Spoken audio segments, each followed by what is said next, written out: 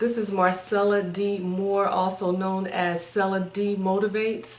I'm the facilitator and the founder of Motivate and Pray, where we encourage you, we motivate you, and we say to you to make prayer the first response in every area of your life. I ain't that chick. It's about self-empowerment. It's about self-awareness. It's about self-respect. What do people refer to you as a speaker, as a motivator? But I call myself a life giver. A life giver. Explain that for somebody that's watching. They don't know what life giver means. Life is, when Jesus came on this earth, he came so because we had been separated based on the choices of Adam and Eve. There was a separation, and when he came that we might have the right to the tree of life. Right. He came in our dead state. And through his birth, his burial, and resurrection, he came so that we can have access to eternal life. Okay. So as an ambassador for the Most High God, for God, as an ambassador on this earth, I feel like I'm a duplicate of what he came to do. Mm-hmm. So I try to, when I'm in the presence of people, the words that come out of my mouth are words that will speak life to you. In your dead situation, in your dormant situation. Mm-hmm. And there are a lot of times when people they feel like they are where they're supposed to be. But I pray that the light of God that is in me is bright enough to cause the babies to leap, sleeping giants to awake. You know, so that's why I say life giver. So I try to make sure that when I encounter people, when they walk away from me, that they feel like I said something that sparked in them, that caused them to remember, because sometimes people just need to be reminded that the life of God dwells on the inside of them, regardless of how bright, because some people just have a little light right now, because we have to work to get that light to expand and to grow, and the more we do that, the more light that we have. So I just like to flick my bic. But now one way you're flicking the bic is through Motivate and Pray. Yes. So tell us, why motivate and pray? Because a lot of times we just hear about prayer, which is a very necessary thing, but why motivate and pray? I think that goes back to what I said about my church and my non-church piece. The prayer part is always associated with the church piece, but there is an audience that I long for, of people who may never go to the church. And rather than say, you know, I want to preach that out of you, or I want to evangelize that out of you, I want to motivate that out of you. And when Motivate and Pray came into being, this was on July 19th, 2013, and I've always been the one in the family who encourage everyone, pray for, that's always been, as a little girl, that's who I've been, even when I didn't know what I was doing, that's who I was.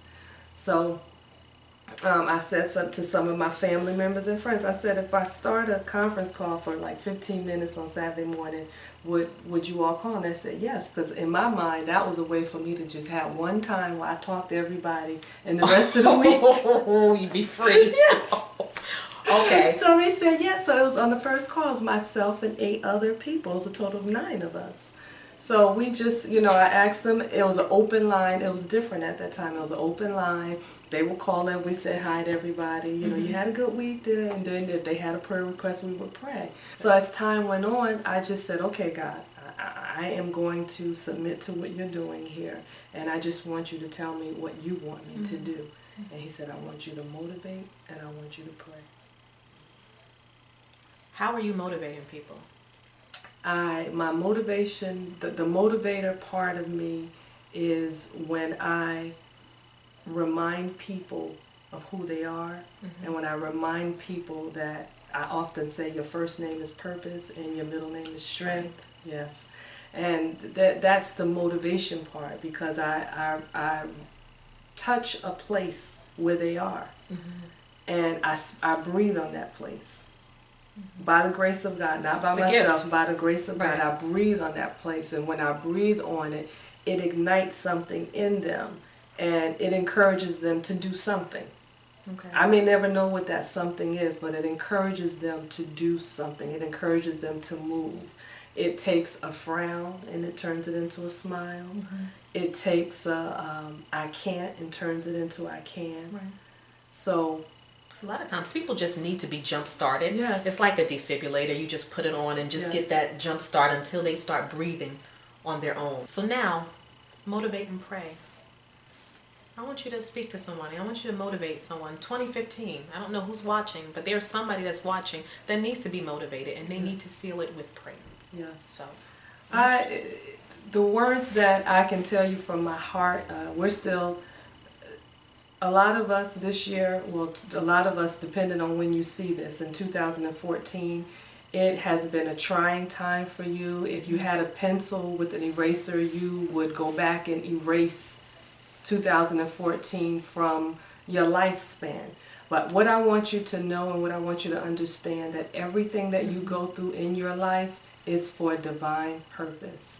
I don't have the answers for you today. I can't tell you why. I don't know why your marriage lasted and mine did not. I don't know why my first child died and yours did not. I don't know why my mom passed away and yours is still. I don't have the answers to these questions. But the thing that I do know is that God has purpose for us, and He is doing something awesome in the midst of our lives. And if we make the decision to continue and not to stop and keep moving, we will see an ultimate outcome. Your 2015 can be your best year yet. What I say to individuals, I do what I do because I want the rest of my life to be the best of my life. And you can have the same passion, you can have the same desire. And if you realize that as you go through, that life is a process that has not been designed to kill you, but it's a process that's designed to bring the best out of you and to bring out all of the God that's on the inside of you,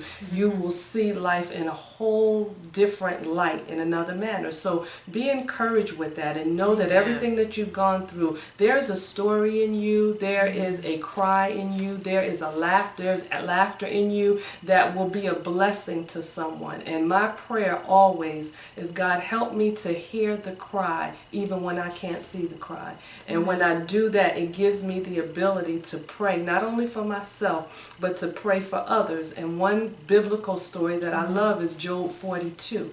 It says that God turned the captivity of Job when he prayed for his friends. So every time in the midst of what I go through, when I'm going through something, I begin to pray for each and every one who may be experiencing the same thing that I'm doing. And in that, I trust that God begins to turn my captivity. So I want you to be encouraged today. I want you to be motivated to be the best you. But most of all, I want you to, in every area of your life, to make prayer your first response. Because when you do so, God gives you an endurance that is, you can't even explain it. And you will come out on top.